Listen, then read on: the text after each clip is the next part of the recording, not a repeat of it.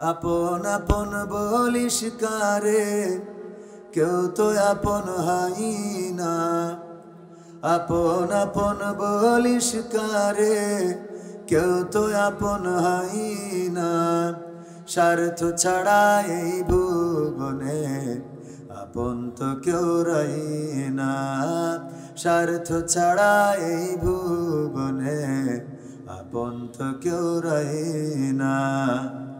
আপন আপন বলো কারে, কেউ তো আপন হয় না। আপন আপন বলো কারে, কেউ তো আপন হয় না। স্বার্থ ছাড়া এই ভুবনে আপন তো কেউ রই না। স্বার্থ ছাড়া এই ভুবনে আপন তো কেউ রই না। চোখ বুঝিয়া ভাবর মন, কে তোর আপন জন। ভালোবাসা পাওয়ার জন্যে আছে কি কারণ? চোখ বুঝিয়া ভাবর মন, কে তোমার আপন জন। ভালোবাসা পাওয়ার জন্যে আছে কি কারণ? চোখের আড়াল হলে দেখিস, চোখের আড়াল হয়ে দেখিস, তোর কথা কেউ কই না। স্বার্থ ছাড়া এই ভুবনে আপন তো কেউ রই না। স্বার্থ ছাড়া এই ভুবনে আপন তো কেউ রই না। কার জন্যে এই ভালোবাসা, টাকা ঘরার বাড়ি, মরার পরে কবরেতে রাখবে তাড়াতাড়ি। কার জন্যে এই ভালোবাসা, টাকা ঘরার বাড়ি, মরার পরে কবরেতে রাখবে তাড়াতাড়ি। বিনা লাভে বন্ধুরে কেউ, বিনা লাভে বন্ধুরে কেউ তুলার বোঝাও বই না। স্বার্থ ছাড়া এই ভুবনে আপন তো কেউ রই না। স্বার্থ ছাড়া এই ভুবনে আপন তো কেউ রই না। আপন আপন বলিস কারে, কেউ তো আপন হয় না। আপন আপন বলিস কারে, কেউ তো আপন হয় না। স্বার্থ ছাড়া এই ভুবনে আপন তো কেউ রই না। স্বার্থ ছাড়া এই ভুবনে আপন তো কেউ রই না। কথাগুলো ঠিক বললাম না বেঠিক বললাম? স্বার্থ ছাড়া আপন মানুষ খুঁজে পাওয়া কষ্ট। কোনো না কোনো স্বার্থের জন্যই আমাদেরকে মানুষেরা ভালোবাসে। বন্ধুত্ব টিকে থাকে কোনো স্বার্থের টান থাকে। স্বামী স্ত্রীর সম্পর্কের মধ্যে স্বার্থ আছে, এমনকি সন্তান পিতার সম্পর্কের মধ্যেও স্বার্থ আছে। যদি আপনি এক সন্তানকে বঞ্চিত করে আর এক সন্তানকে উপকার করেন, তাইলে ওই সন্তান আপনার সাথে খারাপ আচরণ শুরু করে দিবে। ঠিক না বেঠে? একজন ভাই যদি বিপদে পড়ে, পিতা যদি সেই ভাইকে জমি বিক্রি করে দেয়, অপর ভাই এটা নিয়ে কথা বলে না বলে না। অথচ রক্তের ভাই, রক্তের ভাইয়ের সাথেও স্বার্থ নিয়ে দ্বন্দ্ব বেঁধে যায়। পিতা সন্তানকে হত্যা করে, সন্তান পিতাকে হত্যা করে। ওগো আমার ভাইয়েরা, বর্তমান বাংলাদেশে, বাংলাদেশের দেশনেত্রী আপসহীন নেত্রী, যার জন্যে বাংলাদেশ কাঁদছে, যার জন্যে গোটা বাংলাদেশের বাংলা ভাষাভাষী মানুষ শুধু নয়, ইন্টারন্যাশনাল ভাবে এমনকি নরেন্দ্র মোদীও সহানুভূতি জানিয়েছে। ওগো আমার ভাইয়েরা, বেগম জিয়া অসুস্থ, জীবন মৃত্যুর সন্ধিক্ষণে খুবই খারাপ অবস্থার মধ্যে রয়েছে। এই সময়েও কিছু নেতাকে দেখা যায় হাসি মুখে বিবৃতি দিচ্ছে। দেখেছেন না? হাসপাতাল থেকে হাসি মুখে বের হয়। ওরা কারা? ওদেরকে চিহ্নিত করা দরকার। ওরা তো তারা যারা বালুর ট্রাকটা বাড়ির সামনে থেকে সরাতে পারে নাই তারা। ঠিক না বেঠে? এই জাতীয় নেতাদের কারণে বিজয় বিলম্বিত হয়েছে। এই জাতীয় নেতাদের কারণে তারেক রহমান বাড়িতে ফিরতে পারে না। ওগো আমার ভাইয়েরা, আবার একজন নেতা দেখলাম বলেছে জিয়াউর রহমানের যে জানাজা হয়েছে ইতিহাস সাক্ষী, বেগম জিয়ার জানাজা তার থেকেও বড় হবে। তার মানে উনি অলরেডি কবর খুঁচার জন্য ব্যস্ত। ঠিক না বেঠে? এইগুলো আসলে নেতা নয়, এইগুলো খেতা। এইগুলো যতদিন নেতৃত্ব দেবে ততদিন বাংলাদেশ মুক্তি পাবে। কারণ আমার মনে হলো এই নেতার কথা শুনে একবার একজন ডাক্তারের কাছে গিয়েছে, যে বলছে ডাক্তার সাহেব আপনার কাছে রুগী আসে কেমন, আপনার কাছে রুগী হয় কেমন, আপনার কাছে রুগীরা চিকিৎসা নেয় কেমন, কত বেশি রুগী আসে। বলল আপনি আসার সময় কেশবপুর থেকে যখন আপনি কোন গ্রাম আওয়ালগাতি পর্যন্ত এসেছেন, আসার পথে নতুন কবর কয়টা পেয়েছেন? বলল ডানে বামে তো অন্তত 20টা মতো পাইছি। বলছে সবগুলো আমার হাতের রুগী। সবগুলো? উনি বুঝাতে চেয়েছে যদি মরা রুগী এই হয় তাহলে জ্যান্ত কত?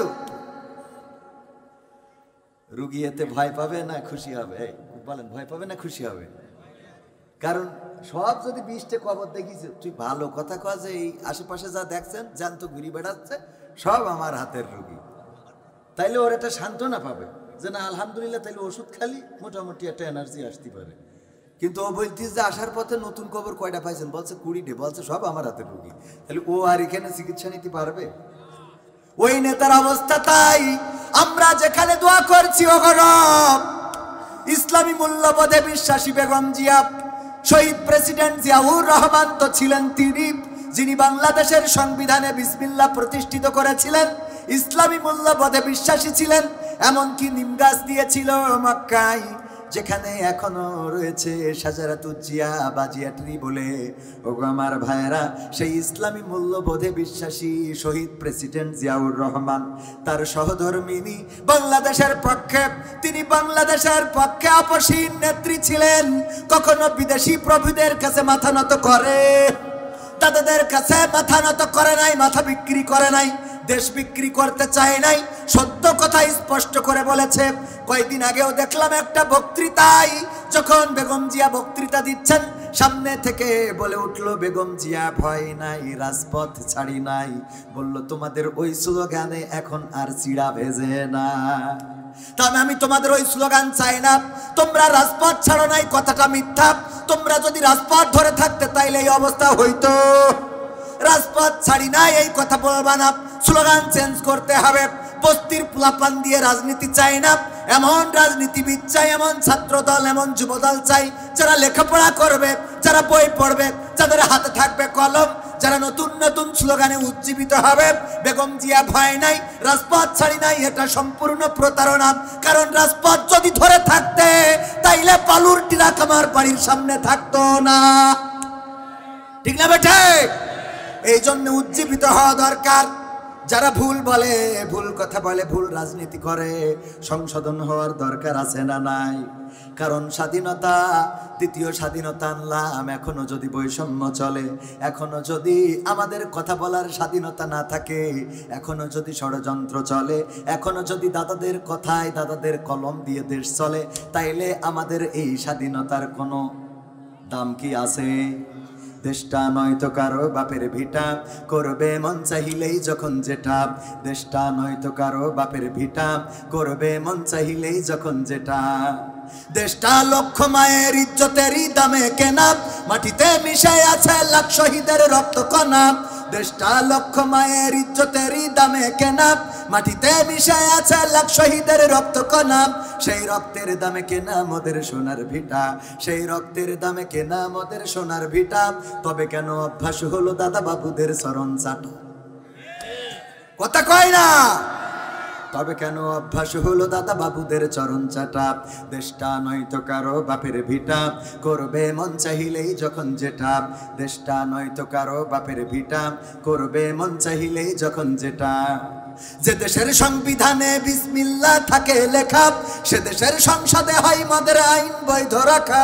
যে দেশের সংবিধানে বিসমিল্লাহ থাকে লেখা, সে দেশের সংসদে হয় মদের আইন বৈধ রাখা। বলো না কাকে রেখে কাকে ছেড়ে বলবো কথা, বলো না কাকে রেখে কাকে ছেড়ে বলবো কথা। সবই তো নাচের পুতুল, মার্কিন হলো আসল খুঁটা। দেশটা নয়তো কারো বাপের ভিটা, করবে মন চাইলেই যখন যেটা। দেশটা নয়তো কারো বাপের ভিটা, করবে মন চাইলেই যখন যেটা। যে দেশের মাটি থেকে গন্ধ আসে ওই কালেমার, যে দেশের আকাশ ছুঁয়ে রয় দাঁড়িয়ে কত মিনার। যে দেশের মাটি থেকে গন্ধ আসে ওই কালেমার, যে দেশের আকাশ ছুঁয়ে রয় দাঁড়িয়ে কত মিনার। আজানের সুরে সুরে জীবন যাদের গড়ে ওঠা, আজানের সুরে সুরে জীবন যাদের গড়ে ওঠা। সে দেশের মাটিতে আজ নাস্তিকতার ঘন ঘটা। ঠিক বলছি না ঠিক বলছি? আউল বাউল ফাউল তারা কোরআন অবমাননা করেছে, আল্লাহকে অবমাননা করেছে, আল্লাহর ব্যাপারে এমন বাজে মন্তব্য করেছে যেটা শোনার পরে কোন মুসলমানের রক্ত টকবক করে ফুটে ওঠা ছাড়া ঘুমিয়ে থাকতে পারে। পবিত্র কোরআনে সূরা নাস নিয়ে কিভাবে অনুবাদ করলেন? আল্লাহ নাচতে বলেছেন, আল্লাহ বলেছেন কি? কুল আউযু বিরাব্বিন নাস মালিকিন নাস ইলাহিন নাস মিন শাররিল ওয়াসওয়াসিল খান্নাস আল্লাযী ইউওয়াসউইসু ফি সুদুরিন নাস মিনাল জিন্নাতি ওয়ান নাস। আল্লাহ রাব্বুল আলামিন এত সুন্দর একটা সূরা নাজিল করেছেন, যেটা শেষ সূরা নাস। মানে কি?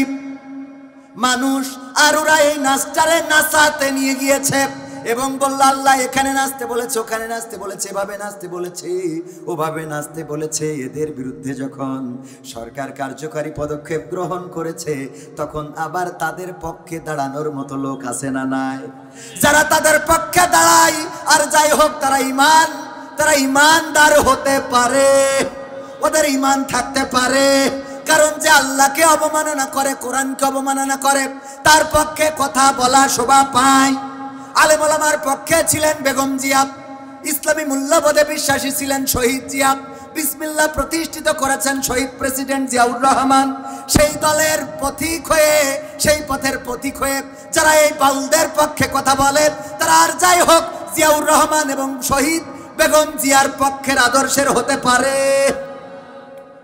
কারণ ইসলামী মূল্যবোধে বিশ্বাসী যেই জাতীয়তাবাদী দল, সেই জাতীয়তাবাদী দল করে নাস্তিকদের পক্ষ নেবেন, এটা মানতে পারবো? এটা মানা যাবে? সুতরাং যারা হকের সাথে আছে, আমরা তাদের সাথে আছি। দোয়া করি বেগম জিয়া যেন আবার সুস্থ হয়ে ফিরে আসে, বলেন আমিন। আল্লাহ তুমি আপসহীন নেত্রী, আগের একটা নেত্রী বাংলাদেশ ছেড়ে পালিয়েছে, তার ফাঁসির আদেশ হয়েছে। ভাইরা আমার, এত কর্মী, এত তেলবাজ ছিল, কিন্তু একজন রাজপথে দাঁড়ায় নাই। দাঁড়াইছে? অথচ কোরআনের পাখির যেদিন ফাঁসির আদেশ হয়েছিল, প্রায় 1.5 শতাধিক মানুষ জীবন দিয়েছিল, বলেন ঠিক কিনা? টেকনাফ থেকে তেতুলিয়া, রূপসা থেকে পাথুরিয়া, একটি নামে সবাই যাকে চেনে। 1-2 জন নয়, 1.5 শতাধিক মানুষ জীবন দিল শুধু জারি প্রেমে। সেই মানুষের মুক্তি চেয়ে যেতাম আমি গান গে, ওই মানুষের মুক্তি চেয়ে যেতাম আমি গান গে।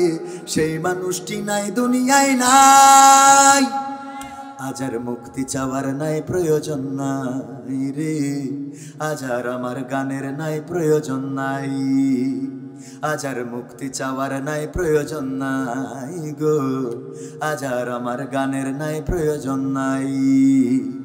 আল কোরআনের মধুর বাণী বলতো সুরে সুরে, নবীর বাণী পৌঁছে দিত বিশ্বটাতে ঘুরে। আল কোরআনের মধুর বাণী বলতো সুরে সুরে, নবীর বাণী পৌঁছে দিত বিশ্বটাতে ঘুরে। তার মুখেরই বয়ান শুনে হতো মুসলমান, বুকের সাথে বুক মিলিয়ে ধন্য কত প্রাণ। সেই মানুষের মুক্তি চেয়ে যেতাম আমি গান গে, ওই মানুষের মুক্তি চেয়ে যেতাম আমি গান গে।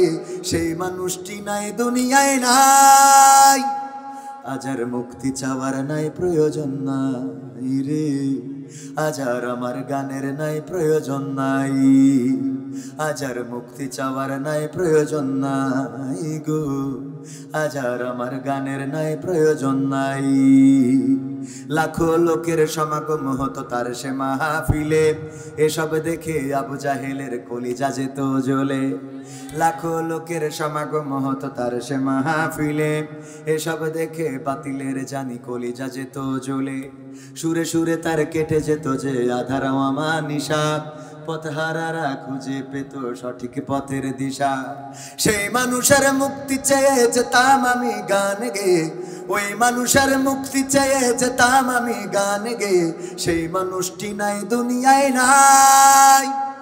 আজ আর মুক্তি চাওয়ার নাই প্রয়োজন নাই গো, আজ আর আমার গানের নাই প্রয়োজন নাই, আজ আর মুক্তি চাওয়ার নাই প্রয়োজন নাই রে, আজ আর আমার গানের নাই প্রয়োজন নাই। এই মানুষটার যেদিন ফাঁসির আদেশ দেয়া হলো, বাংলাদেশের তাওহীদি জনতা রাজপথে নেমেছিল, জীবন দিয়েছিল, অ্যারেস্ট হয়েছিল, কারাবরণ করেছিল। আর এই দেশের জাতির কন্যা তিনি যখন দেশ ছেড়ে পালিয়ে গেলেন, তার পক্ষে দাঁড়ানোর মতো মানুষ কি পাওয়া গেছে? না, পাওয়া গেল না। শুধু তাই নয়, যেদিন কোর্টে ফাঁসির রায় হয়েছে সেই দিনও রাজপথে নামার মতো কোনো মানুষ পাওয়া যায় নাই। অথচ বেগম জিয়া এই বাংলাদেশের মানুষের হৃদয় এমন ভাবে জয় করেছেন যে তার এই অসুস্থতার সময় প্রতিটা মানুষ সুস্থতা কামনা করছে। বলেন ঠিক না বেঠে? এটা মানুষকে জয় করতে হয়। শেখ হাসিনা ছিল অধ্যত্বপ্রবান একজন মানুষ, ক্ষমতা চলে গেছে, তারপরেও দুর্বল হন নাই, ক্ষমতা হারিয়েছেন, দুর্বল হন নাই। সব সংসদ মন্ত্রী সব ধরে পালিয়ে গেল, দুর্বল হন নাই। কিন্তু একটা কারণে দুর্বল হয়েছেন, যে এই দেশের মানুষ তার পক্ষে দাঁড়ায় নাই। আর বেগম জিয়া অসুস্থ, গোটা বাংলাদেশটা এখন যেন বেগম জিয়ার পক্ষে। বলেন ঠিক কিনা? এই জায়গায় তার মনের মধ্যে কষ্ট আছে না নাই? কারণ সেও একজন নেত্রী, বেগম জিয়াও একজন নেত্রী, দুইটার মধ্যে পার্থক্য আছে না নাই? বেগম জিয়া কোনোদিন বঙ্গবন্ধুকে নিয়ে খারাপ মন্তব্য করে নাই, শুনেছেন আপনারা কোনোদিন? কথা কয় না। কিন্তু আগের সংসদে শহীদ প্রেসিডেন্ট জিয়াউর রহমান নিয়ে এমন এমন মন্তব্য করা হতো, যেই মন্তব্যগুলো কল্যাণকর, যেই মন্তব্যগুলো শোভনীয় অথবা দেশের জন্য কল্যাণকর ছিল। কথা কয় না? এমনকি শহীদ প্রেসিডেন্ট স্বাধীনতার ঘোষক জিয়াউর রহমানকে রাজাকার বলা। আপনাদের মনে হচ্ছে যে কথা যা বলছি মিথ্যে কথা? হক কথা বলি যাব, যেমনে যাই যাবে, কোনো অসুবিধা নেই। হক কথা বলার দরকার আছে না নাই? আছে না নাই? দেশের জন্য কাজ করবে যারা, ইতিহাসে অমর হবে তারা। আর দেশ নিয়ে ষড়যন্ত্র করবে যারা, লেন্দুক দর্জির মতো যারা আমাদের দেশকে গোলাম বানিয়ে রাখতে চায়, সেটা হবে না। কারণ বাংলাদেশে এখন আবু সাইদ মুগ্ধের অভাব। কথা কয় না? সাহস নিয়ে দাঁড়িয়েছ তাই মুক্ত হয়েছে জমিন, সাহস করে দাঁড়ালে আর একবার কায়েম হয়ে যাবে দিন। নয় নয় নয় আর কোনো ভয়, আনতে হবে কোরআনের বিজয়। নয় নয় নয় আর কোনো ভয়, আনতে হবে দিনের বিজয়, দিনের বিজয়। যারা ভেবেছিল ছাড়বে না আর ক্ষমতার ওই মাসনদ, দেখেছে তারা রবের পাকড়াও কি করে করে নাস্তানাবুদ। কথা কয় না? কষ্ট হচ্ছে আপনাদের? কথা কি চলবে? আওয়াজ কি দেওয়া যাবে? যারা ভেবেছিল ছাড়বে না আর ক্ষমতার ওই মাসনদ, দেখেছে তারা রবের পাকড়াও কি করে করে নাস্তানাবুদ। তাই নয় নয় নয় আর কোনো ভয়, আনতে হবে দিনের বিজয়, কোরআনের বিজয়। মানুষের সাথে যারা করেছে দুশ্মনী, করেছে বাড়াবাড়ি, দেশের বুকে তাদের হয়নি তো জায়গা, যেতে হলো মামার বাড়ি।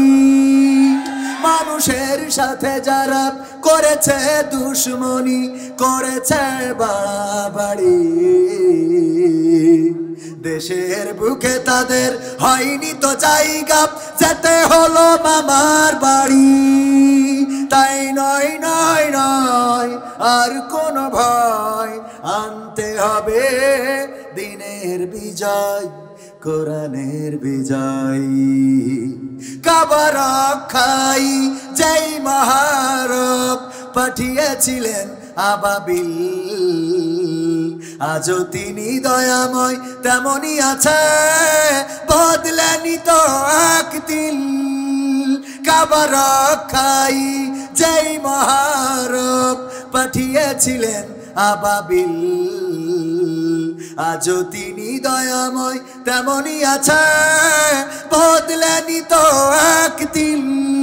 তাই নয় নয় নয় আর কোন ভয়, আনতে হবে দিনের বিজয়, কোরআনের বিজয়। সাহস নিয়ে দাঁড়িয়েছ তাই মুক্ত হয়েছে জমিন, সাহস করে দাঁড়ালে আর একবার কায়েম হয়ে যাবে দিন।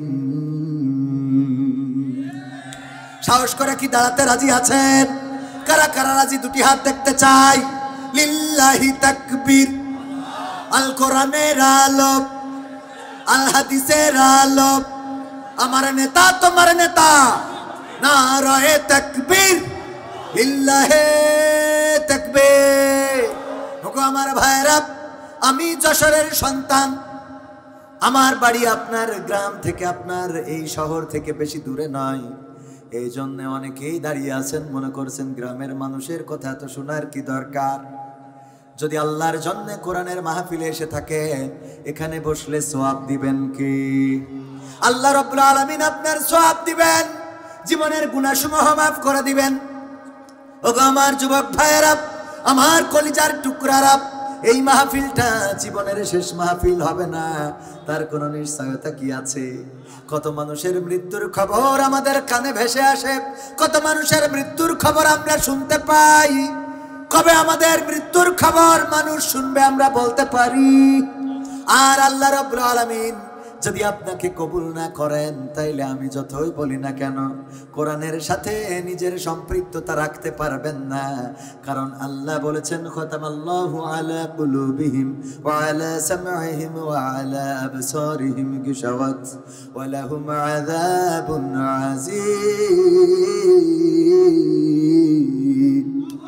আল্লাহ বলেন, ওগো নবী আপনি ওদেরকে বলেন আর না বলেন, ওদের কাছে উভয় সমান, ওরা শুনবে না।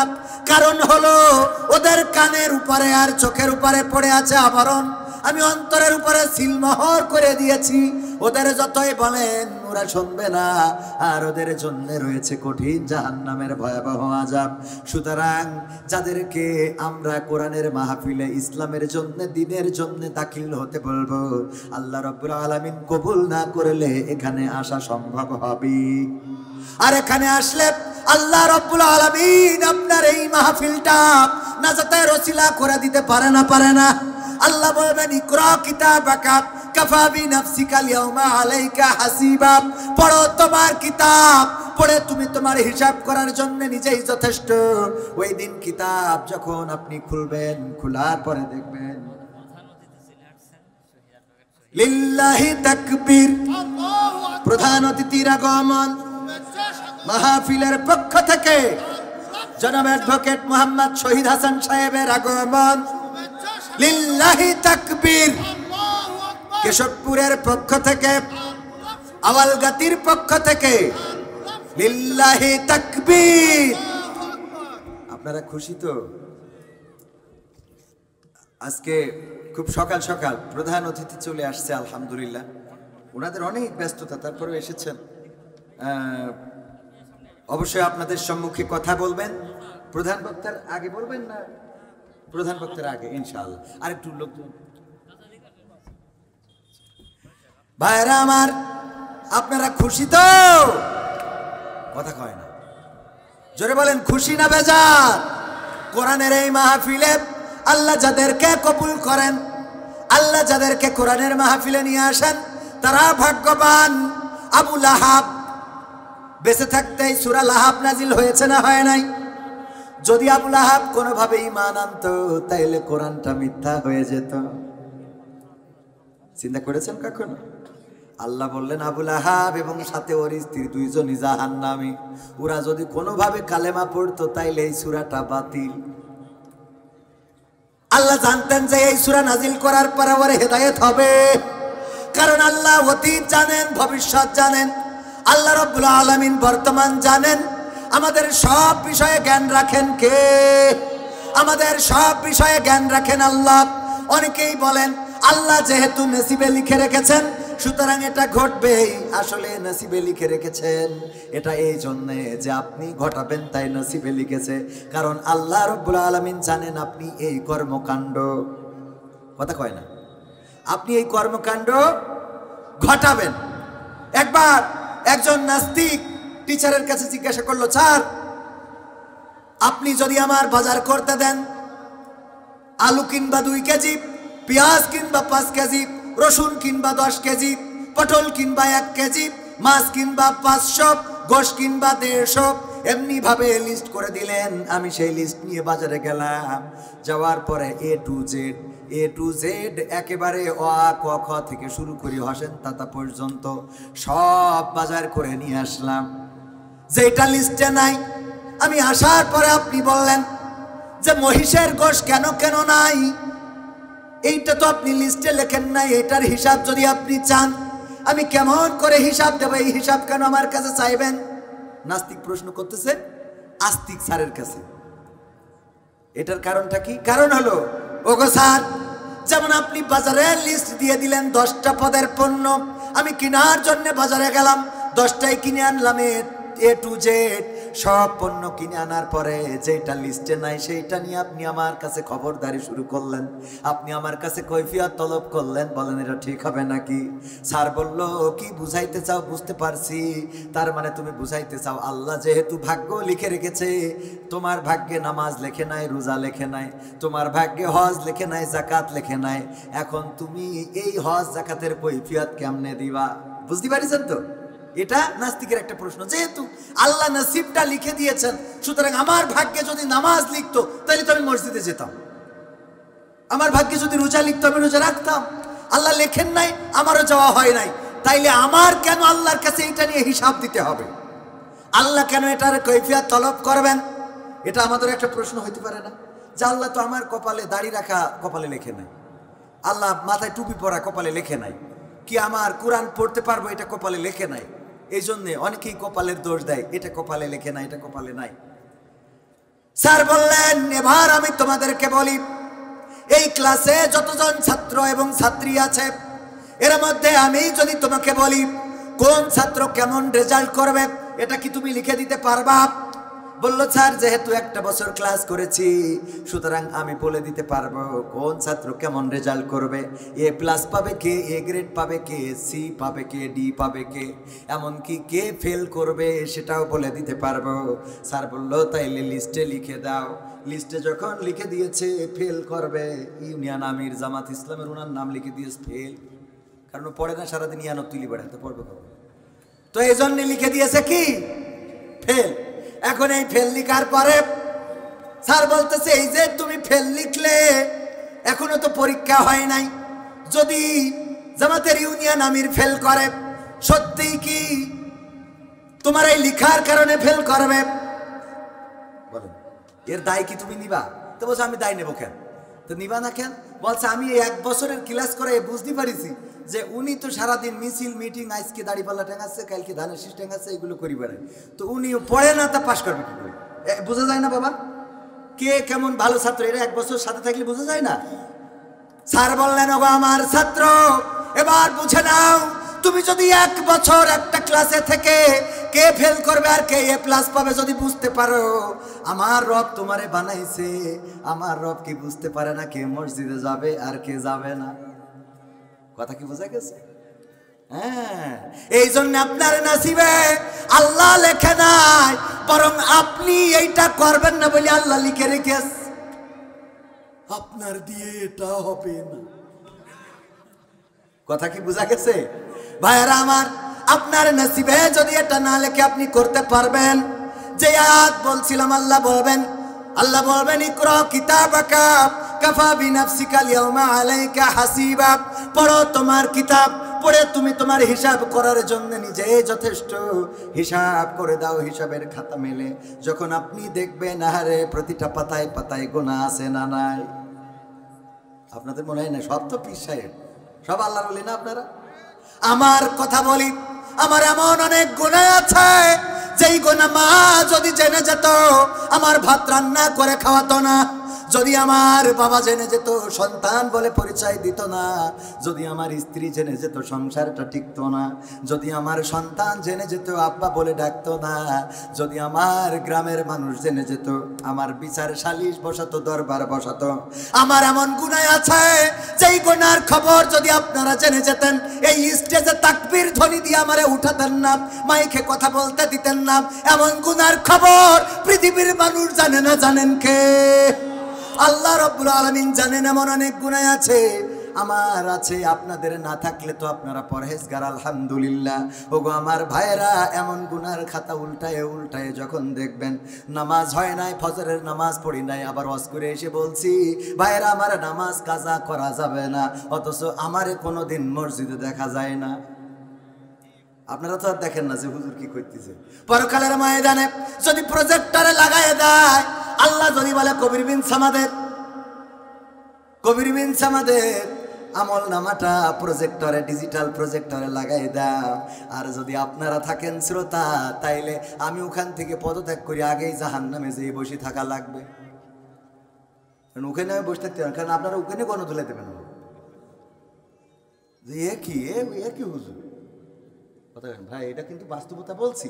আমাদের মানে হুজুর মানে মনে করি না বিশাল পীর সাহেব, হ্যাঁ, এত সোজা না। আবার একজনের কর্মকাণ্ড মনে করেন দাড়ি নাই, টুপি নাই, পাঞ্জাবি নাই, জুব্বা নাই, কিন্তু ইসলামের পক্ষে, কোরআনের পক্ষে ভূমিকা আছে। আমরা পোশাক দিয়ে বিচার বিবেচনা করে ফেলি, আসলে পোশাক দিয়ে পরকালে মুক্তি পাওয়া যাবে। কত কেন পাওয়া যাবে? পরকালে পোশাক দিয়ে মুক্তি পাওয়া যাবে না, পরকালে আমল দিয়ে মুক্তি পেতে হবে। আমল যার ভালো, আল্লাহর নবী ইন্তেকালের সময় ফাতেমা রাদিয়াল্লাহু তাআলা আনহাকে ডাকলেন, হাসান হুসাইন রাদিয়াল্লাহু তাআলা আনহুকে ডাকলেন, আয়েশা রাদিয়াল্লাহু তাআলা আনহাকে ডাকলেন, অন্যান্য বিবি সাহেবদেরকে ডাকলেন, সাহেবাদেরকে ডাকলেন, বললেন ওগো আমার স্ত্রীরা কান খুলে শুনে নাও, ওগো আমার হাসান হুসাইন আমার কলিজার টুকরা নাতি কান খুলে শুনে নাও, ওগো আমার কন্যা ফাতেমা কান খুলে শুনে নাও। আমার মৃত্যুর পরে তোমরা আমল ছেড়ে দিও না, নেক আমল ছেড়ে দিও না, আল্লাহর নবী আল্লাহ ও তার রাসূলের পথ ছেড়ে দিও না।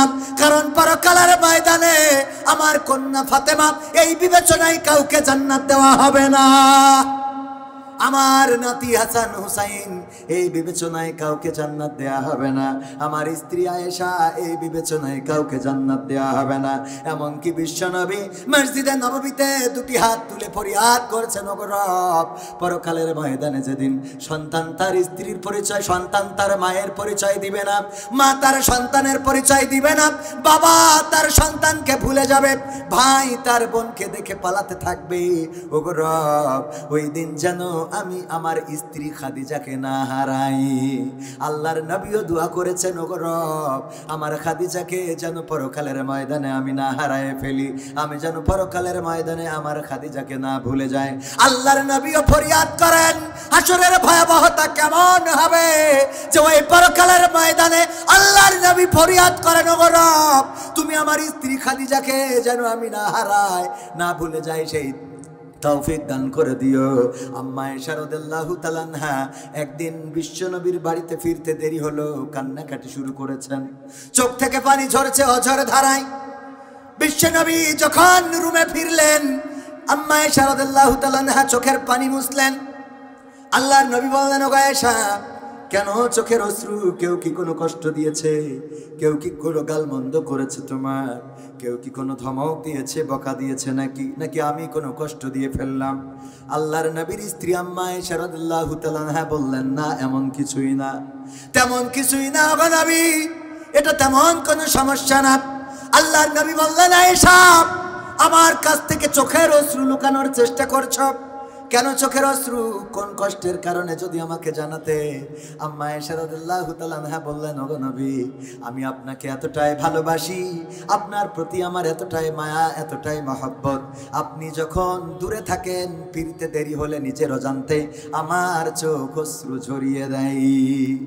আল্লাহর নবী বললেন, ওগো আয়েশা, শুনে নাও, ওই পরকালের ময়দানে তিনটি জায়গায় এই মায়া থাকবে না, এই মহব্বত থাকবে না, এই ভালোবাসা মনে থাকবে না।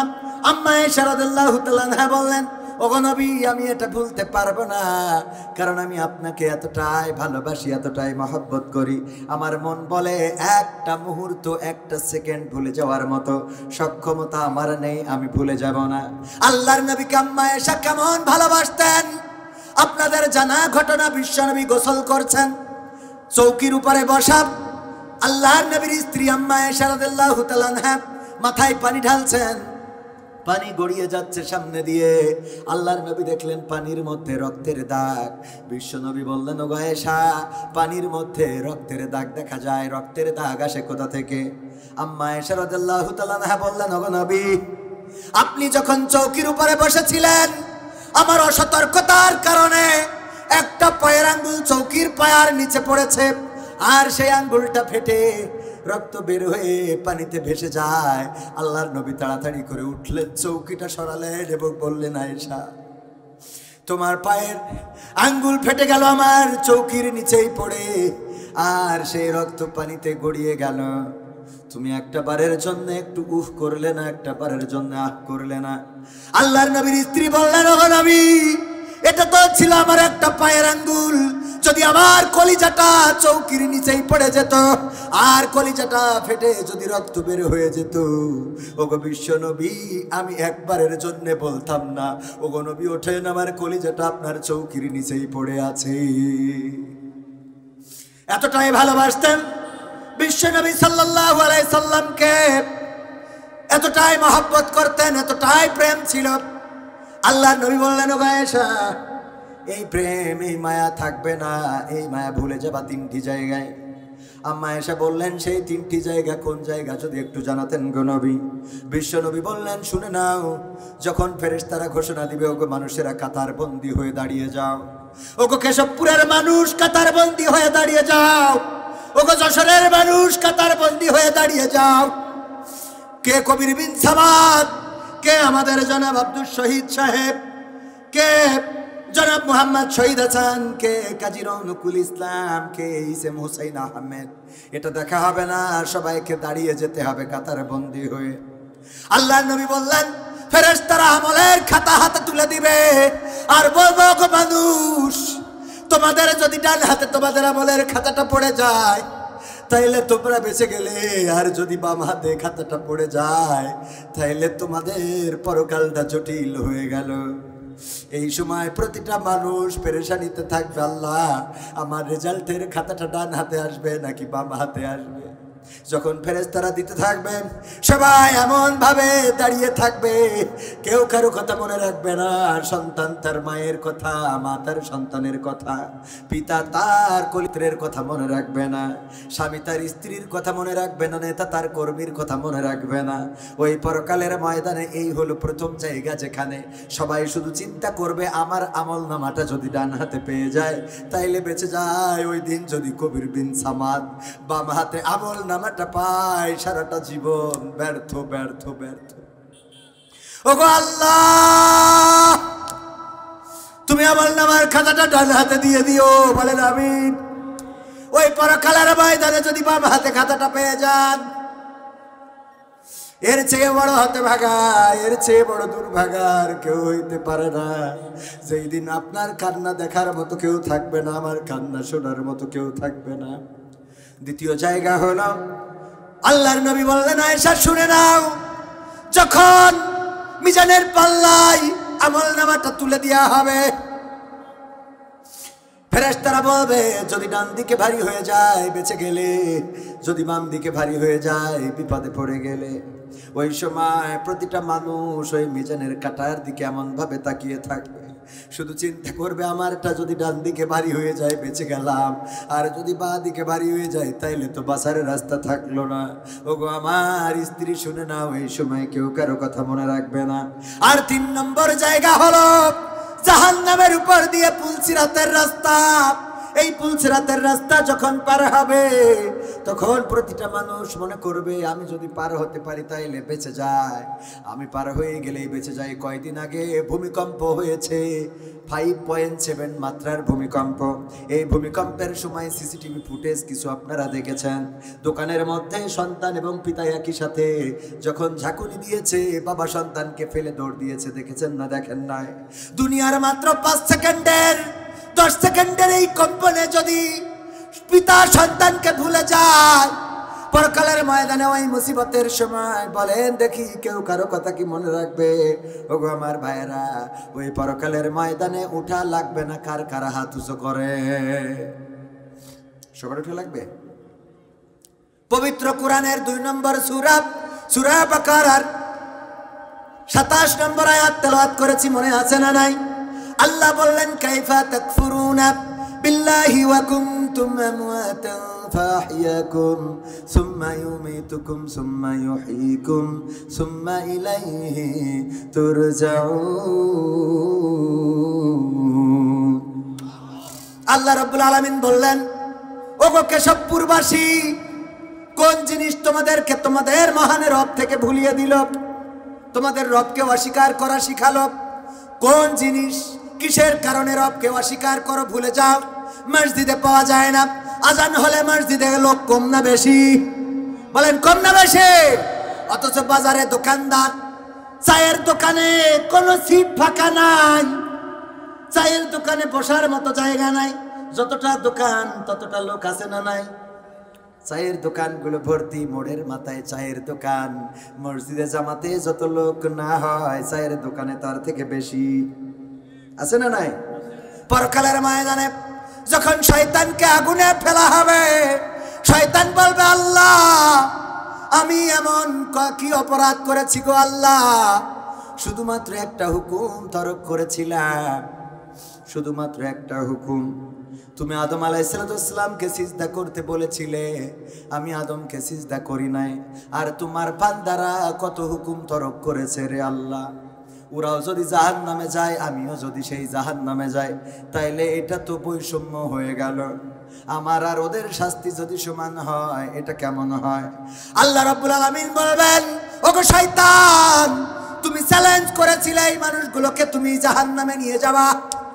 শয়তান বলবে আল্লাহ এই মানুষগুলোর কাছে একটু জিজ্ঞাসা করো, দেখো আমি তাদেরকে কখনোই ডাকি নাই, আসো সিনেমা দেখার জন্যে, আসো চায়ের দোকানে বসো, বরং মসজিদ থেকে আজান দেওয়া হয়েছে, তোমার বান্দারাই তো মসজিদে যায় নাই।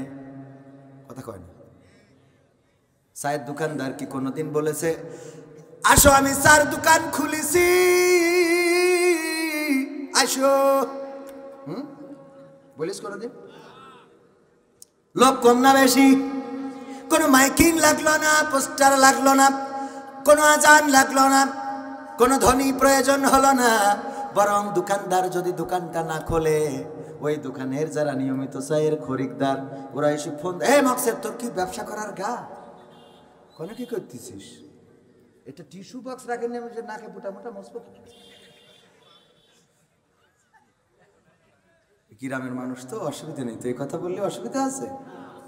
আমি এলাকায় বেশি ভালো করে কথা বলতে চাই না, দূরে যেই বলি ওখানে টাকাও বেশি দেয়। ও আমার ভাইয়েরা, গতকালকে মাহফিল করেছি নীলফামারী, এর আগের দিনও নীলফামারী, আজকে যশোর, আবার কালকে যাব দিনাজপুর, পরের দিন আবার নীলফামারী ডিমলা, তারপরের দিন হাতীবান্ধা লালমনিরহাট, তারপরের দিন আবার যশোর। দিনের বেলায় কুষ্টিয়া আমির হামজা ভাই আর আমি, আর রাতের বেলায় আবার যশোর মানে ঝিনেদা মহেশপুর। ওগো আমার ভাইজানেরা দৌড়ের উপরে। আল্লাহ আমি এই মাহফিলটা আমার জীবনে অপছন্দ করতাম, কারণ আমার আব্বা ছিলেন বক্তা, মাহফিল করে ফেরার পথে আমার আব্বা আর ফিরতে পারেন নাই, কোনো না কোনো ভাবে শহীদ হয়েছেন। ও আমার ভাইয়েরা, আব্বা মারা যাওয়ার পরে অনেকেই আমাকে 14 বছর বয়স মাহফিলে নিয়ে যেত। নিয়ে গেলে যখন আলোচনা করতাম, আমার বড় বড় হুজুর যারা আল্লাহওয়ালা পীর সাহেবেরা মনে হয় আমাকে ভালো চোখে দেখতো না। আমি মার বললাম, ওগো মা, এই জায়গায় আমি যাইতে পারবো না, এইটা ভালো লাগে না, আমি এইগুলো ছেড়ে দিলাম। কিন্তু আমার বাবার দোয়া হয়তো আল্লাহ কবুল করেছেন, কারণ আমার বাবা বলতেন, আমি মাদ্রাসায় পড়ি নাই, তারপরও আমি দক্ষিণে গেলে সুন্দরবনের হরিণ ধরে আমারে মানুষ খাওয়াই। আর আমার সন্তান কবির, সে মাদ্রাসায় পড়ে, এমন একদিন আসবে যেই দিন সুন্দরবনের বাঘ ধরে কবির রে খাওয়াবে। দোয়াটা ছিল কার? আমার আব্বার। আমার মার যায় নামাজের পানি, চোখের পানি বৃথা যায় নাই। আমার মা বারবার কাঁদতেন আর বলতেন, আল্লাহ আমার ছেলেকে সেই জায়গায় ফিরিয়ে দাও, জায়গায় তার বাবা কোরআনের ময়দানে কথা বলতো, আবার আমি জেলখানায় থাকতে একটা সঙ্গীত গাইতাম, কণ্ঠ যখন দিয়েছ প্রভু দাও না সেই ময়দান। ওগো আমার ভাইয়েরা, এই কথাগুলো অপ্রাসঙ্গিক, তারপরেও বললাম এই জন্যে, আল্লাহ রাব্বুল আলামিন যদি চায় তাইলে আপনার এই পথ থেকে ফিরে থাকার কোনো উপায়, আর আল্লাহ যদি না চায় আবুল আহাবের মতো কোরআনের সূরা দিয়েও ভালো করা সম্ভব হবে। কথা কয় না, সম্ভব হবে। আল্লাহ যাদেরকে কবুল করবেন কোরআনের জন্য তারাই আসবেন। আর অনেকে আছে এমন মানুষ, কোরআন পড়তে ভালো লাগে, কোরআন শুনতে ভালো লাগে, কোরআন জানতে ভালো লাগে, কোরআন মানতে ভালো লাগে। আছে না নাই? কোরআন পড়তে ভালো লাগে, কোরআন শুনতে ভালো লাগে, কোরআন জানতে ভালো লাগে, কোরআন মানতে ভালো লাগে না। নামাজেতে পড়লে কোরআন মনটা শীতল হয়, কারির তেলাওয়াত শুনিলে প্রাণ জুড়িয়ে যায়। নামাজেতে পড়লে কোরআন মনটা শীতল হয়, কারির তেলাওয়াত শুনিলে প্রাণ জুড়িয়ে যায়। সেই কোরআনের ব্যাখ্যা দিলে কলিজাতে আগুন জ্বলে। এমন মানুষ আছে না নাই? আছে, তবে কেশবপুরে নাই, এইখানে নাই। কারা কারা হাত উঁচু করেন? নামাজেতে পড়লে কোরআন মনটা শীতল হয়, কারির তেলাওয়াত শুনিলে প্রাণ জুড়িয়ে যায়। সেই কোরআনের ব্যাখ্যা দিলে কলিজাতে আগুন জ্বলে, বিরোধিতাও চলে কেন তা জানি না। কোরআন পড়তে ভালো লাগে, কোরআন শুনতে ভালো লাগে, কোরআন জানতে ভালো লাগে, কোরআন মানতে ভালো লাগে। কোরআন পড়ে দেখতাম ওরা শুরু করতো দিন, তারাই আবার চাইতো না দেশে কোরআনের আইন। কোরআন পড়ে দেখতাম ওরা শুরু করতো দিন, তারাই আবার চাইতো না দেশে কোরআনের আইন। এটা যে কেমন নীতি, তাই তো এ দুর্গতি, করছে মোদের ক্ষতি কেন তা বুঝি না। কোরআন পড়তে ভালো লাগে, কোরআন শুনতে ভালো লাগে, কোরআন জানতে ভালো লাগে, কোরআন মানতে ভালো লাগে না। কোরআন বুকে চুমু খাওয়ার লোকের নাই অভাব, সেই কোরআনের বিরোধিতা আবু জাহেলের স্বভাব। আবু জাহেলও কোরআন ভালোবাসতো না, বাসতো না। আবু জাহেল কোরআনকে এতটাই ভালোবাসতো, আল্লাহর নবী যখন শেষ রাত্রে কোরআন তেলাওয়াত করতেন নিজের রুমে বসে, জানালায় যে দাঁড়িয়ে থাকতো, আহারে কি মধুর সুর, কত সুন্দর অমীয় বাণী, কত সুন্দর সুধা, মন জুড়িয়ে যায়, প্রাণ জুড়িয়ে যায়, এত সুন্দর বাণী। কোরআন যার পরে নাজিল হয়েছে সে নিজেই শোনায়। কারি আব্দুল বাসিত যদি কোরআন তেলাওয়াত করে কলিজা ভরে না, ভরে না, হৃদয় জুড়িয়ে যায়। আমার বাংলাদেশেও বিশ্বজয়ী কত কারি আছে, তারা যদি কোরআন তেলাওয়াত করে আরে কলিজাটা ঠান্ডা হয়ে যায়। অনেক সময় নামাজে দাঁড়াইলে, মক্কায় যখন নামাজে দাঁড়াতাম, বাইতুল হারামে যখন নামাজে দাঁড়াতাম, কোরআন তেলাওয়াত যখন ইমাম সাহেব করত, মনে হতো ইমাম যেন আরো লম্বা কিরাত ধরে, আরো যেন লম্বা কিরাত পড়ে। ও আল্লাহ, কত মধুর সুর কোরআনের বাণী যে খোদা আমাকে করেছে ব্যাকুল, আমাকে করেছে ব্যাকুল।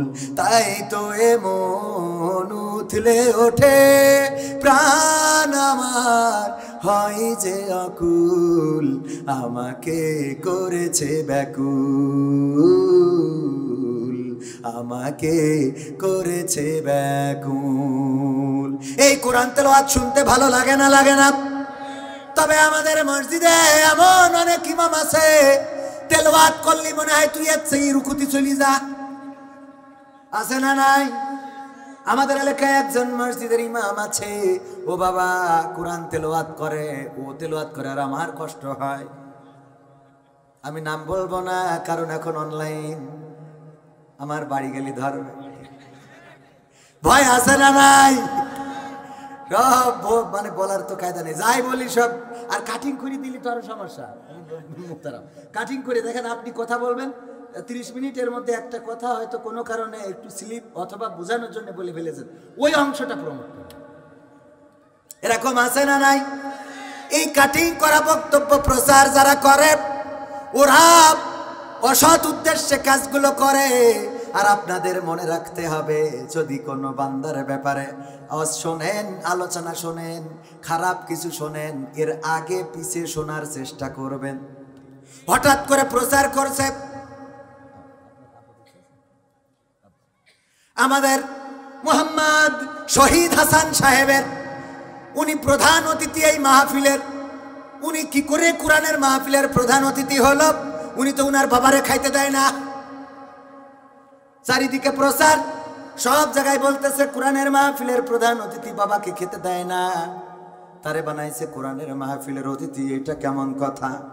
বাবারে খাইতে দেয় না, 1 কান 2 কান 3 কান 30 কান 50 কান 100 কান, গোটা বাংলাদেশের কান, বিটিভি, ইটিভি, বৈশাখী, কাল বৈশাখী, সময় অসময় 71 72 সব চ্যানেল এসেছে যে অ্যাডভোকেট জনাব মোহাম্মদ শহীদ হাসান সাহেব, তিনি বাবাকে খাইতে দেয় না। আপনার মতামত কি? বলছি ও মরি যাওয়া ভালো, মানে সাক্ষাৎকার দিয়ে ফেলে। এরকম সন্তান দরকার কি? এরপরে কোনোভাবে যদি সাংবাদিকেরা উনার কাছে যায়, বিশেষ করে যাইতে তো চায় না, কারণ নিউজের যারা ওরাও খুঁজে খুঁজে বের করে যে কোনটা দিলে ভাইরাল হবে, কথা কয় না, ওরাও খোঁজে। ওরা কিন্তু কয় কি, আমরা যোগাযোগ করেছি জনাব মোহাম্মদ আব্দুল শহীদের সাথে, কিন্তু উনার মুঠোফোন বন্ধ পেয়েছি। আরে শয়তান, মুঠোফোন বন্ধ পেয়েছি, ওর বাড়ি যা, ঠিক না বে ঠিক? এইগুলো দেয় না, দেয় না। তার মানে তার বক্তব্য তুলে না ধরে আগে খানিক অপপ্রচার করে নেবে, আগে খানিক তারে খারাপ বানাইতে চায়। এরপরে দেখা গেল যখন মোহাম্মদ শহীদ হাসান সাহেব উনি জানলেন, জানার পরে ওনার ফেসবুকে একটা লাইভ করে দিলেন। দেখেন, যারা বলছেন আমার বাবাকে আমি খেতে দিই না, আমার বাবা তো আজ 5 বছর হলো পৃথিবীতে নাই, ইন্তেকাল করে চলে গিয়েছেন, কেমন করে বাবারে খাওয়াবো বলেন? কিন্তু এর মধ্যে যে অপপ্রচারটা তো হয়ে গেছে। এই খবরটা সবার কাছে আবার পৌঁছাতে নাও, কথা কয় না, এই নিউজটা আবার সবার কাছে পৌঁছাতে নাও পারে, কারণ ওইটা যেভাবে, খারাপটা যেভাবে ছড়ায়, ভালোটা কি ওইভাবে ছড়ায়? ভালোটা এইভাবে ছড়ায় না, ভালোটা দেখতে চায় না, শুনতে চায় না। ওগো আমার ভাইয়েরা, এই জন্য সংবাদের সত্যতা অনুসন্ধান করতে হবে, আগে পিছে জানার চেষ্টা করবেন। যেই খবরটা শুনেছেন এই খবরটা সত্য না মিথ্যা, এটা জানার চেষ্টা করবেন। তা না হইলে আপনি যদি শোনেন আর প্রচার করেন, বিশ্ব নবী সাল্লাল্লাহু আলাইহি সাল্লাম বলেছেন, মিথ্যা বলার জন্য এতটুকু যথেষ্ট যে সে যা শুনলো তাই প্রচার করলো। মনে থাকবে? ওয়াজ তো শোনেন, মানেন না তো? মানেন কেউ? আমি করি, আমি ঠিক মতো আমি ওয়াজ করি, তা আমি তো মানি না, তো ওরা মানবে কি? ওয়াজ শুনে মানার দরকার আছে না নাই? তাইলে কি বলছিলাম, আবু জাহেল কোরআন শুনতো, আল্লাহর নবী সাল্লাল্লাহু আলাইহি সাল্লামের জানালায় যে কোরআন শুনতো, কি মধুর সুর, এই সুর শুনে পাগল হয়ে যেত।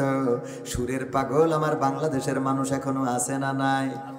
মমতাজের গান, ও বাবা, সংসদেও শুনাইছে না শুনাই নাই? সংসদে শুনালো, কিন্তু যখন নেত্রী চলে গেল তখন নেত্রীর নিয়ে একটা গানও গাইলো। এইটা হলো বেঈমান। কি মান? বেঈমান। কারণ ছিল যতদিন গেয়েছে ততদিন খেয়েছে, ততদিন গেয়েছে ততদিন নিয়েছে, যতদিন গেয়েছে ততদিন পেয়েছে, যতদিন গেয়েছে ততদিন। যেদিন বুঝলো আর পাওয়া হবে না, সেই দিন বললো আর গাওয়া হবে না। ঠিক না বেঠে? আমি কতবার করে বললাম, আপনি তো গাইতে পারতেন, আমার সোনার ময়না পাখি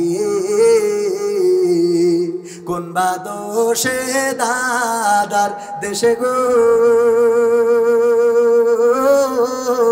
আমরা দেশে কেমনে থাকি রে আমার কলজের ময়না পাখি। গাওয়া দরকার ছিল না?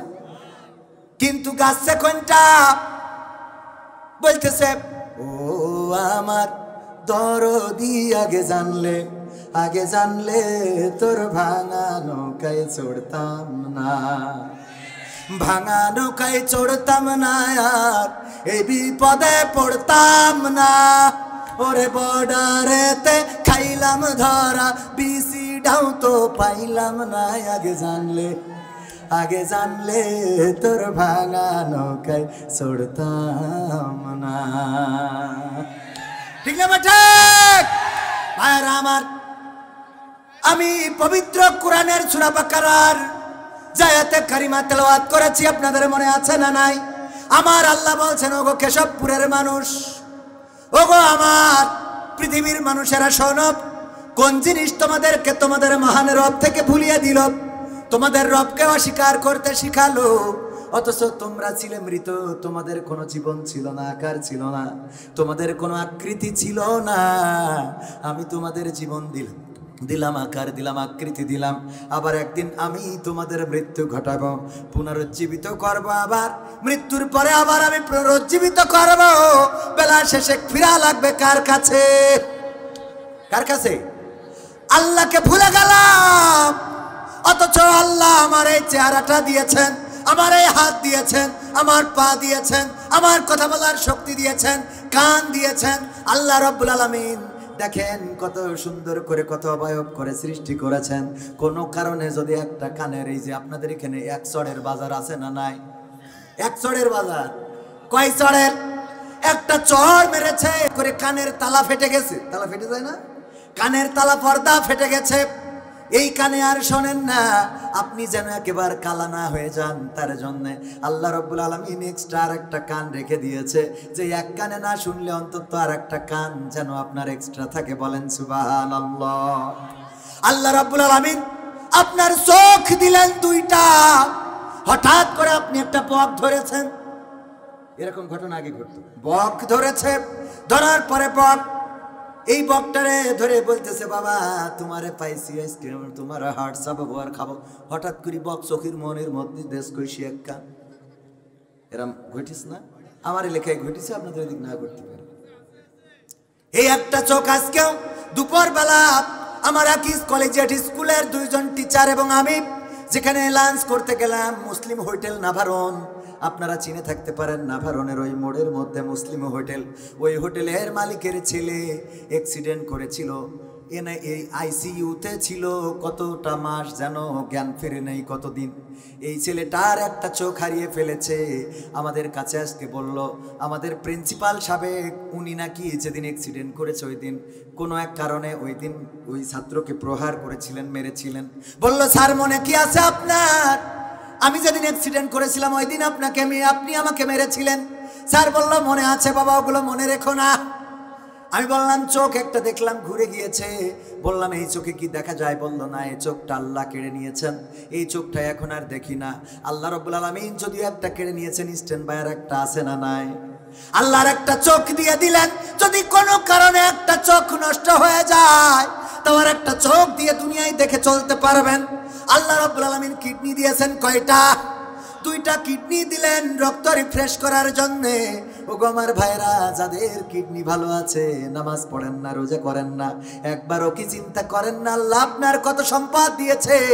একটু হাসপাতালে যান, 8 দিনে যান, যে দেখেন কিডনির ডায়ালাইসিস যারা করে প্রতিটা সপ্তাহে 2 দিন অথবা 3 দিন ডায়ালাইসিস করতে হয়, রক্ত পরিষ্কার করা লাগে মেশিন দিয়ে, ফিল্টার দিয়ে। ওগো আমার ভাইরা, ওখানে কতটা সময় চলে যায়, কতটা কষ্ট হয়ে যায়, এবং খরচ তো আছে প্রতিদিন 5,000 করেও যদি হয়, সপ্তাহে যদি 2 বার করেন 10,000, মাসে কয় হাজার? 40 থেকে 50,000 টাকা শুধুমাত্র কিডনিটা, কিডনি দিয়ে রক্তটা আপনার যেটা রিফ্রেশ করে আল্লাহ, ওইটা যদি নষ্ট করে দেয়, ডায়ালাইসিস করার জন্য মাসে লাগবে কয় হাজার? 50,000 টাকা। অক্সিজেন যদি আপনার দিতে হয়, অক্সিজেন কিনে দেখেন না হাসপাতালে 1 লিটারের দাম কত? প্রতিদিন আপনি কত লিটার? 550 লিটার অক্সিজেন গ্রহণ করেন। কার অক্সিজেন? আল্লাহ যদি চাইতেন আপনার মেধাটা যদি কেড়ে নিতেন, আপনার বুদ্ধি যদি না দিতেন, এমন লুঙ্গি আগলা করে ঘুরে বেড়ানো লাগতো। ও আমার ভাইয়েরা, হাত দিলেন 2টা, কোনো কারণে যদি একটা ভেঙে যায় তাইলে আপনি কি করে সুসু করবেন? এই জন্য একটা স্ট্যান্ড বাই দিয়ে রাখলো যে অন্তত ডান হাত হোক বাম হাত হোক কাজটা যেন চালাই নিতে পারেন। বলেন সুবহানাল্লাহ। পা দিয়েছেন 2টা, যদি একটা কেড়ে নেয় তাও বগলে আর একটা খুঁটি দিয়ে যেন আপনি চলতে পারেন। হ্যাঁ, কত সুন্দর করে আল্লাহ আপনাকে সৃষ্টি করেছেন। মাথার মধ্যে চুল দিলেন, এই চুল যার নাই টাকলা মুরাদের মতো শুধু দেখা যায়। সংবিধানে রাষ্ট্র ধর্ম ইসলাম আছে বলে তোমার কেন জ্বলে রে বন্ধু, তোমার কেন জ্বলে? শয়তানে জ্বালে কি আগুন তোমারই বগলে, তোমার কেন জ্বলে রে টাকলা, তোমার কেন জ্বলে? ওদের জ্বলতো না, সংবিধানে রাষ্ট্র ধর্ম চাই নাই, বাংলার জমিনে ইসলাম চাই নাই, আলেম ওলামা চাই নাই, তাওহীদবাদীদেরকে চাই নাই, দাড়িওয়ালা টুপিওয়ালাদেরকে চাই নাই। এই জন্য আল্লাহ রাব্বুল আলামিন বললেন, ওগো ক্ষমতা পানেরা, এই বাংলাদেশে আমি আল্লাহ তোমাদেরকে আর চাইলাম না। ঠিক না বেঠে? ক্ষমতার মালিক কে? পাওয়ারের মালিক কে? সম্পদের মালিক কে? সম্মানের মালিক আল্লাহ। অনেক কবি গান লিখেছেন, নদীরে কুল ভাঙে ও কুল করে, এই তো নদীর খেলা, সকাল বেলার ধনী তুমি, ফকির সন্ধ্যা বেলা। তার মানে ওই কবি এইটা হাসিনা নিয়ে লিখেছে। কার নিয়ে? সকালবেলার ধনী ফকির হয়েছে সন্ধ্যাবেলায়। আর আমি এই গানটা উল্টাইছি একটু ডক্টর ইউনূসের নিয়ে। নদীরে কুল ভাঙে ও কুল গড়ে, এই তো নদীর খেলা, সকাল বেলার ফকির তুমি, ধনী সন্ধ্যা বেলা। যে ইউনূসকে বিচারের কাঠ গড়ায় দাঁড় করালো, শুধু তাই নয় 8 তলা হেঁটে উঠিয়েছেন, লিফট বন্ধ করে দিয়েছেন। পদ্মা সেতু থেকে বেগম জিয়া এবং ডক্টর ইউনূসকে টুস করে ফেলে দিতে চেয়েছিলেন। ওগো আমার ভাইরা, নদীর কুল ভাঙে অকুল গড়ে, তো নদীর খেলা, সকাল বেলার ফকির ধনী সন্ধ্যা বেলা। কেন দেখেন, সেই আজকে বাংলাদেশে 2 জন মানুষই সম্মানিত, একজনকে স্পেশাল ভিভিআইপি কে ভিভিআইপি প্রোটেকশন দেয়া হচ্ছে রাষ্ট্রীয়ভাবে। গুরুত্বপূর্ণ ব্যক্তি বিবেচনায় সব রকম প্রোটোকল নিরাপত্তা নিশ্চিত করা হয়েছে। ওগো আমার ভাইয়েরা, যেই বেগম জিয়াকে পদ্মা সেতু থেকে ফেলে দেবে, সেই বেগম জিয়াকে আবার রাষ্ট্রের সবচেয়ে গুরুত্বপূর্ণ ব্যক্তি বানিয়ে দিয়েছেন কি? রাষ্ট্রের গুরুত্বপূর্ণ ব্যক্তি হিসেবে প্রোটেকশন পাচ্ছেন। আর একজন রাষ্ট্রের পলাতক আসামি হিসেবে অলরেডি কোথায়? আবার কি? আমার তো মনেই নেই বাবারে, খালি মনে, যেদিন মনে ওয়াজ ধরে সেদিন আকাম করতে হয়। তো অসুবিধা নেই। আপনারা কি রাগ করছেন? আর কিছুক্ষণ সময় থাকা যাবে? থাকবেন ইনশাআল্লাহ। ওয়াজ কি চলবে? আজকে কয় তারিখ? 1 মাস পরে আবার 2 তারিখে আপনার কেশবপুরে আছে, আর একটা আছে কোথায়, বারোইহাটি। জানুয়ারির 2 তারিখ কয় তারিখ জানুয়ারি, মানে যশোরে আমার একটু মানে চাহিদা আছে আলহামদুলিল্লাহ। তা আমার আসলে ভোটে দাঁড়ানোর নিয়ত নেই, তো এই জন্য আমি এসব করি না। এদিকে আমি ওই দিক চাই, যেদিক রাজনীতি করি মার্তা ফাটাফাটি তুরা কর, আমি পরে এসে দেখবেন কি হয়। ঠিক আছে না ভাই?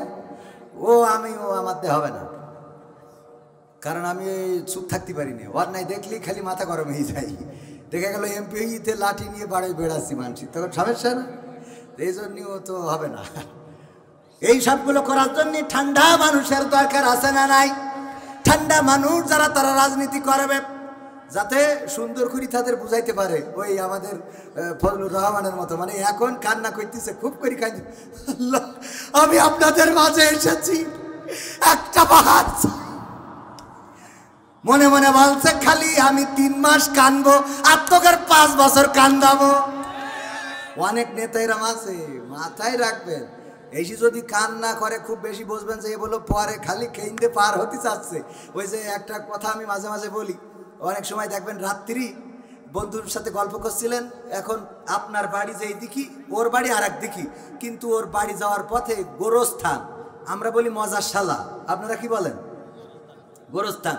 এই গোরস্থান যদি থাকে, এটা বুকের মধ্যে সপ করে না, তো বলতেছে দোস্ত তোর বাড়ির ওই পাশে জাতি তো কোনো গোরস্থান নেই, আমাদের এখানে তো গোরস্থান, আবার এই 2 দিন আগে একজন মরল, তা আমার ওই গোরস্থানটা পার করে দিয়ে বাকিটুকু আমি একা একা যেতে পারবা না। গোরস্থানটা পার করে দিলি বাকিটুক। আমাদের অনেকেই ভোটে দাঁড়ায় কিন্তু এই কাজটা করবে, যে খালি পাসটা করাই দাও, বাকিটুকু আমি একা একা চলবো। কথা কি বুঝতে পারিস? এইগুলো খেয়াল রাখার দরকার আছে না নাই? ওগো আমার ভাইয়েরা, আমরা কোনো প্রতীক নয়, কোনো দল নয়, আমরা কোরআনের পক্ষে যারা কাজ করবে, ইসলামের পক্ষে যারা কাজ করবে, তাদের পক্ষে থাকতে কি আমাদের কোনো আপত্তি আছে? আমি প্রায় জায়গায় বলি, কোরআন নিয়ে যদি বিএনপি সামনে আসে আমরা বিএনপির লোক, যদি আওয়ামী লীগ সামনে আসে আমরা আওয়ামী লীগের লোক, যদি জাসদ বাসদ কোরআন নিয়ে সামনে আসে আমরা জাসদ বাসদের লোক, আর যদি জামাত হেফাজত 8 দল জোট করে যদি বলে আমরা কোরআনের পক্ষে নেই, তাইলে এই দলের সাথে আমাদের কোনো সম্পর্ক নেই। সব দলেরই দেখা হলো, সব দলেরই দেখা হলো, কেমন করে চালায় দেশ, আগামীতে সাইজে দেখতে দাড়ি টুপির বাংলাদেশ। দেখবেন, যদি দেখতে চান তাইলে এরকম মাহফিল আরো দরকার আছে না নাই? কারণ কোরআনের কথা যদি মানুষ না বোঝে, কোরআন কি দিতে চায় এটা যদি না জানে, আমি তো সে আয়াতের এখনো, আসলে আমাদের হুজুরদেরই একটা দোষ, মানে আমি যে ওয়াজ করবো মূলটা ওইটা কিন্তু আটকে রেখে সব বলা শেষ, কিন্তু ওইটাই আমি এখনো যাইনি। মানে আমাদেরই দোষ, আমাদের এটা জাতের সমস্যা। কে সমস্যা? এর মধ্যে তো সিরকুট চলে গেছে। তো এখন সব মিলে প্রধান বক্তা অপেক্ষায়, আপনারা তার আলোচনা শুনতে চান কি না? প্রধান বক্তার জন্যে আপনারা বিমুখ হয়ে বসে আছেন, সুতরাং সময় চলে যাচ্ছে। আমি আরেকটু সময় যদি নিই আপনারা কষ্ট পাবেন? আমি 10টা পর্যন্ত করি, হ্যাঁ? অসুবিধে কি হবে? ইনশাআল্লাহ। তাইলে কয়টা পর্যন্ত? ভাইরা আমার, আল্লাহ আক্ষেপ করে বলছেন, বান্দা কেমন করে আমারে ভুলে গেলে, অথচ আমি তোমাদের, তোমরা ছিলে মৃত, আমি জীবন দিলাম, আমি তোমাদের মৃত্যু ঘটাবো, আবার একদিন আমি তোমাদের পুনরুজ্জীবিত করব। বেলা শেষে দাঁড়াতে হবে কার কাছে? আল্লাহর সামনে দাঁড়ানো লাগবে। যদি আমাদেরকে দাঁড়াতে হয় সেই আল্লাহর সামনে, ধরে নেন আজকে যদি মারা যায়, আল্লাহর কাছে কি নিয়ে দাঁড়াবো? এমন আমল কি আছে আপনার? আছে? আমার তো নাই, আপনার আছে? যেদিন ভূমিকম্প হলো ওই দিন আল্লাহ না করুন যদি বাংলাদেশটা উল্টে দিত, আল্লাহর ক্ষমতা আছে না নাই?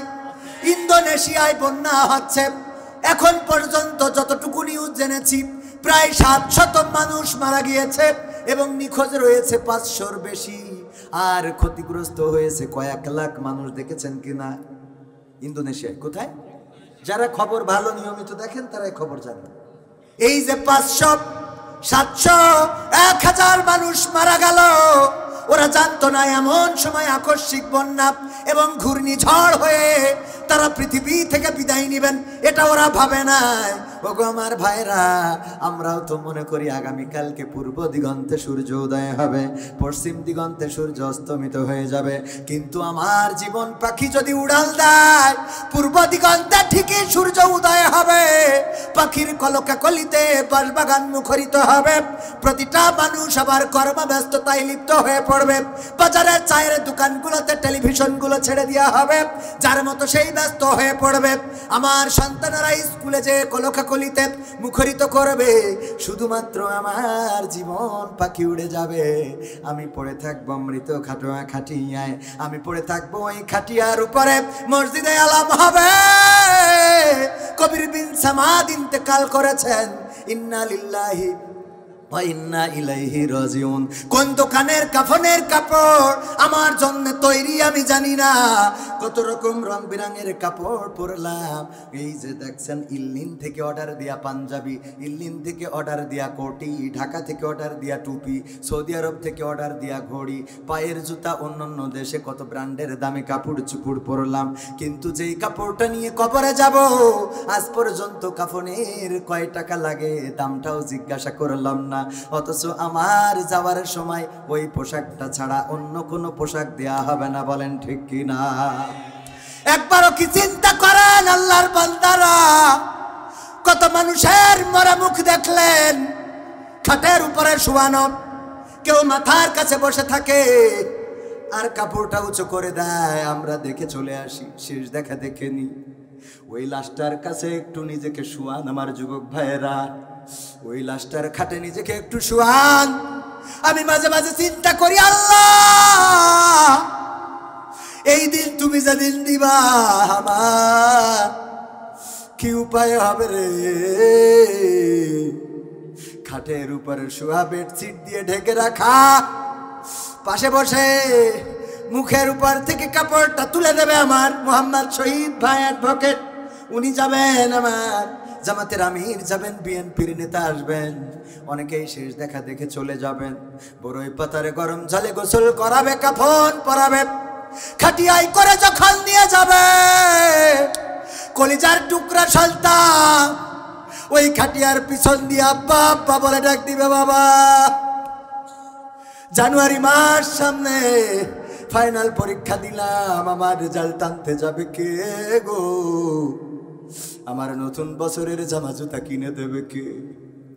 আমার নতুন বছরের বই কে এনে দেবে? বাবা, কেন চলে যাও? কোথায় চলে যাও? মা জননী কাঁদবে, ওরে কলিজার টুকরা রে, আমার প্রেসক্রিপশন নিয়ে কে ওষুধ এনে দেবে? বাবা কাঁদবে, ওরে আমার কলিজার টুকরা, আমার জানাজা পড়ানোর কথা তোর, আর তুই চলে যাস, আমারে ছেড়ে কেন যাস? একটু নিজেকে আবিষ্কার করেন, আপনার কিসের ক্ষমতা, কিসের বাহাদুরি, কিসের এই দুনিয়ার লড়াই, কিসের বড়াই, কিসের অহংকার?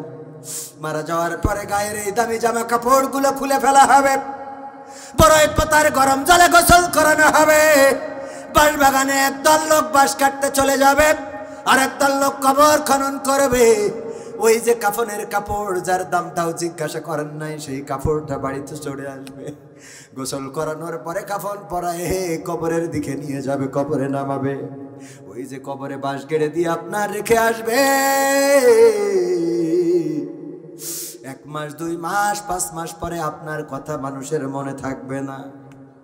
সুতরাং সেই কবরে যাওয়ার জন্য আমলটা ভালো করার দরকার। এই জন্য আমার আল্লাহ বললেন, কাইফা তাকফুরুনা বিল্লাহি ওয়া কুনতুম আমওয়াতান ফাহইয়াকুম সুম্মা ইউমিতুকুম সুম্মা ইউহয়িকুম সুম্মা ইলাইহি তুরজাউন। ওগো আমার বান্দারা, কেমন করে তুমি আমারে ভুলে যাও, অথচ তোমরা ছিলে মৃত, এই দুনিয়ায় তোমাদের কোনো অস্তিত্ব ছিল না, আমি তোমাদের জীবন দিলাম, আবার একদিন আমি তোমাদের মৃত্যু ঘটাবো, আবার একদিন আমি তোমাদের পুনরুজ্জীবিত করবো। বেলা শেষে আল্লাহর সামনে দাঁড়ানো লাগবে, কি নিয়ে দাঁড়াবেন? আল্লাহর কাছে যদি আমলটা ভালো না হয়, আল্লাহ যদি বলে, বান্দারে বেশি কিছুর দরকার নাই, আমার অক্সিজেনের হিসাবটা দে, পারবো? দিতে পারবো? আল্লাহকে ভুলে গেছি কিসের কারণে? ক্ষমতার মোহে, টাকার মোহে, নায়িকার মোহে, নায়কের মোহে, প্রেমিকার মোহে, বউয়ের মোহে ইত্যাদি কারণে ভুলেছি না ভুলি নাই। বাদশা হারুন আর রশিদ সৈন্যবাহিনী নিয়ে ঘুরছেন। বাহলুল পাগল গোরস্থানে থাকতেন। বাহলুল গোরস্থানের মধ্যে ঘুমানো। সৈন্যবাহিনীকে বলল বাহলুল পাগলকে অ্যারেস্ট করো। সৈন্যরা তারে বন্দুক দিয়ে অথবা তার লাঠি দিয়ে গুতা দিল। বাহলুল পাগল ঘুম ভেঙে উঠে খুব রাগ দেখালো। হারুন আর রশিদ, তুমি আমার ঘুমটা ভাঙালে কেন? কয় ঘুম ভাঙাইছি, অসুবিধে কি? কয় অসুবিধা তো আছে। কয় তুই পাগল, তোর এত কথা কিসের? তুই পাগল, তুই আমাদের কৈফিয়ত তলব করিস কেমনে? তোর ঘুম ভাঙাইছি তো কি হয়েছে? হারুন আর রশিদ বলল, ওগো বাহলুল পাগল বলল, ওগো হারুন আর রশিদ শুনে নাও, আমি যখন ঘুমাইয়াছিলাম তখন আমি একটা রাষ্ট্রের সিংহাসনে ছিলাম। আমার ডানে বামে সৈন্য সামন্ত ছিল। আমার পাখা দিয়ে বাতাস দিচ্ছিল। আমার কথা উজির নাজির, অ্যাডভোকেট, উকিল, ব্যারিস্টার, জজ সবাই আমার কথা তামিল করছিল। আমার বিশাল একটা রাজপ্রাসাদ ছিল। সেই রাজপ্রাসাদে কত কর্মচারী, কত কর্তা, কত রাজা, কত প্রজা। আমি সেইগুলো নিয়ে সেখানে আমি আমার ক্ষমতার পাওয়ার দেখাচ্ছিলাম। এই সময় তুমি আমার ঘুমটা ভাঙিয়ে দিয়েছ। আমি আমার রাজপ্রাসাদ হারিয়ে ফেলেছি, আমি আমার রাজ্য হারিয়ে ফেলেছি, আমি আমার ক্ষমতা হারিয়ে ফেলেছি। তুমি আমারে কেন এই ঘুম ভাঙিয়ে আমার রাজ্য থেকে এমন বিপদে ফেলে দিলে? কয় আসলেই তুই পাগল। কয় কি আসলেই? যে ঘুমের মধ্যে যে রাজ্য, যে রাজপ্রাসাদ, সৈন্য সামন্ত, পাখাতে বাতাস করতেছে, ওগুলো অনেকেই স্বপ্নে দেখে না যে কলা বাগানে পেশাব করতেছে, সকালবেলা দেখে যে খাট ভিজে। ঠিক না বে ঠিক? ওরে বাবা অনেকে কি আমি তো এইরকম, থাক ওইটা না বলি, বড় হয়েছি তো এখন না, ছোটবেলার কথা বাবা। এই সত্য বলছি না মিথ্যা বলছি? আমার আবার এটা দোষ, খালি সত্য কথা ঠক করে বেরোয় যায়। কেমন লাগে কন? মাঝে মাঝে মনে করি একটু চাইপে রাখবো, একটু মাঝে মাঝে ভাব দেখাবো, তা হয় না। ভাইয়েরা আমার, তো এই যে দেখেন সৈন্য সামন্ত বাহলুল পাগল বলল, ওগো হারুন আর রশিদ, আমি তোমার এইবার বুঝাই পাগলকে। আমার ঘুম ভাঙার পরে আমার রাজপ্রাসাদ হারিয়ে গিয়েছে, আমার সৈন্য সামন্ত হারিয়ে গিয়েছে, আমার উজির নাজির সব হারিয়ে গিয়েছে। আমি আবার বাহলুল পাগলে পরিণত হয়ে গিয়েছি। এবার তোমারে বলি হারুন আর রশিদ, তুমি যখন ঘুমিয়ে পড়বা, মানে মারা যাবা, তখন তোমার কি আর এই সৈন্য সামন্ত থাকবে? তোমার কি রাজপ্রাসাদে আর রাখবে? তোমার কি চেয়ারে আর বসাবে?